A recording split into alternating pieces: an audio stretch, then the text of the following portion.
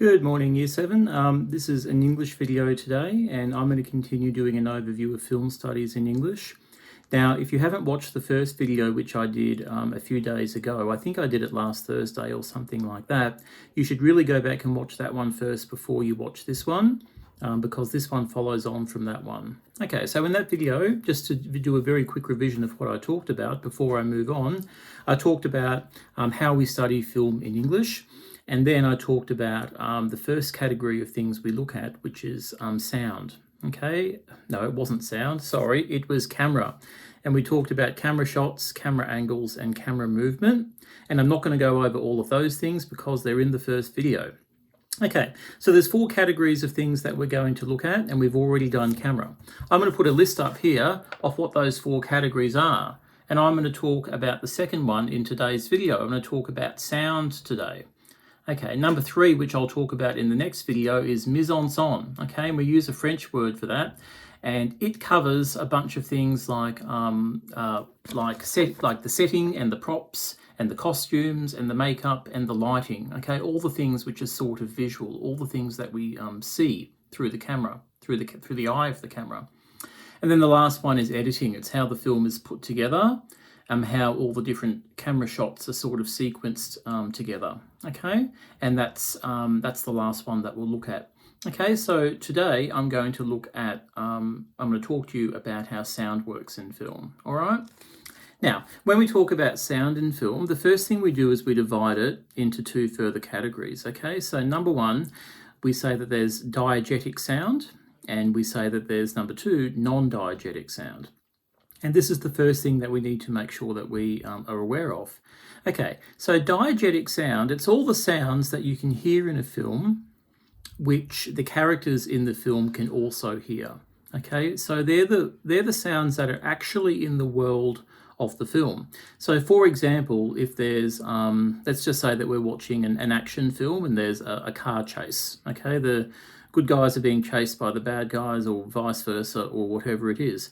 Okay, all the sounds that the car makes, such as the screeching of the tires and the slamming on of the brakes and the roar of the engine, the police sirens or whatever it might be, all of those are diegetic sounds because we, the audience, the viewer of the film, can hear those sounds, but those sounds also exist within the world of the film. And if we can imagine sort of being in the world of the film, we can imagine that the characters can obviously hear those sounds. Okay, so those are diegetic sounds.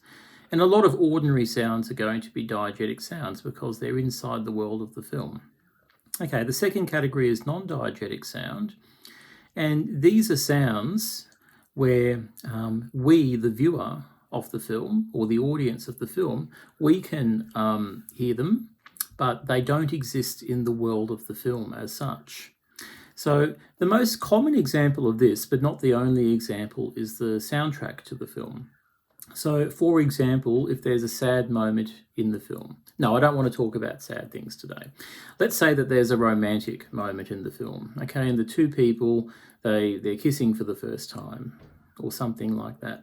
Now you can imagine the sort of music that would play at that point in the film. It would be sort of, soft, romantic, gentle sort of music, probably. Imagine another film and let's say it's like a horror film or something like that. And there's a person and they're, let's just say they're creeping through a dark house. And we know that something bad's about to happen to them because there's something bad behind the next door. So there's a lot of suspense building up in the film. Now we can also imagine the sort of music that we would hear, or the sort of sound that we would hear at that point in the film. It would be very suspenseful music. It would give us a creepy sort of feeling, something like that. Okay, and there's unlimited examples of this. Okay, for all the different emotions that it might be. So we've talked about romantic feelings and we've talked about sort of spooky feelings, but you can imagine that in a scene with a lot of anger in it, or a lot of sadness in it, or a moment where someone's totally overjoyed because they've been reunited with a long-lost friend or family member. And there's unlimited possible emotions and scenarios where the music would be created.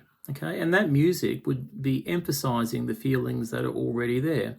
So a spooky situation is made more spooky by the music. A romantic situation is made more romantic by the music, etc., etc., for all the possible different feelings and emotions.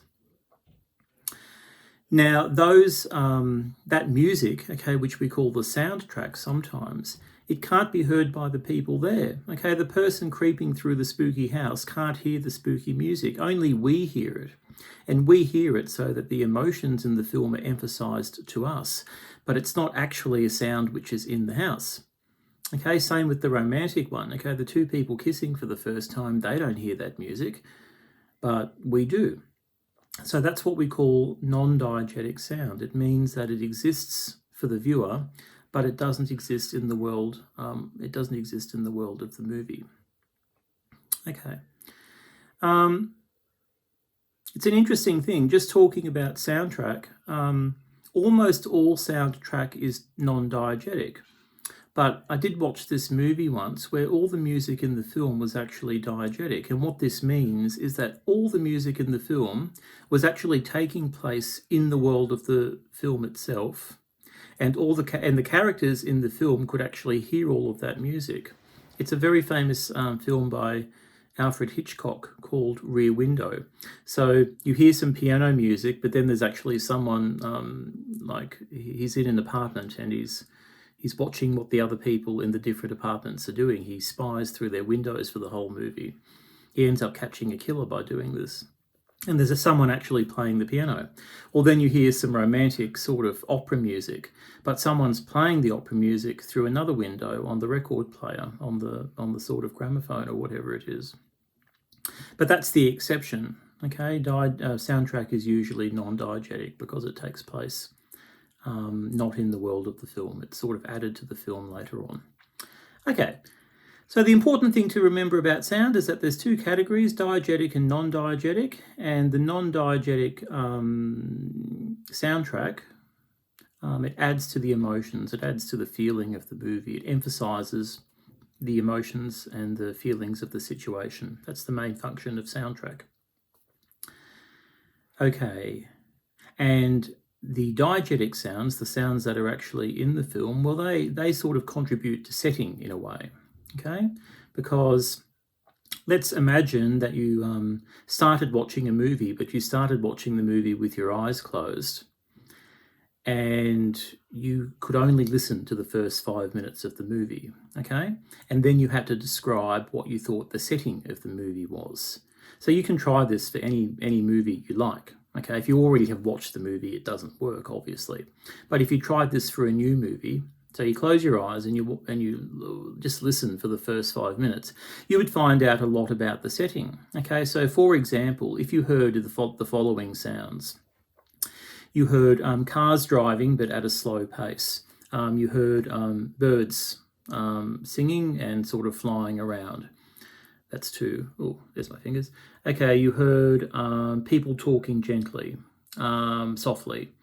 You heard someone using a lawnmower in the distance. You heard kids riding their bikes and playing. Let's say that you heard all sounds like that. Well, you could probably conclude that the setting of the film was like a suburban street, okay, a normal street where families live and where kids live. And it's just a typical setting. So it's going to be a film that takes place like in a normal suburban setting, okay? If you heard a whole bunch of different sounds, let's say that the sounds you heard were machine gun fire and people screaming out in agony and people shouting and barking instructions and the sound of things whizzing through the air, well, you might conclude that it was a film that was taking place in wartime, okay, a war film, and you would probably be right. So apart from all the things that we see, all the things that we hear add to the atmosphere of the film. And it's the job of the film director to make sure all of those things work together to create an authentic setting for the film. Okay, so I've talked about sound today. I'll do another video in a couple of days, and I will talk about the next one, mise en son, and then I'll talk about editing after that. Okay, I hope you enjoyed the video. You don't need to do anything with the video. If you really want to, you can write down some dot point notes about the things that I've said. And if you really want to do some more, you could do some Googling about diegetic sound and non-diegetic sound, and just maybe read a little bit more about it, and maybe read a few more examples about it. And you could even do that activity where you listen to the first 5 minutes of a film, and then you can write down all the sounds that you hear, and then you can watch the first 5 minutes of the film and see how accurate you were. Okay, I'll see you soon. Have a good day, 7T. Bye-bye.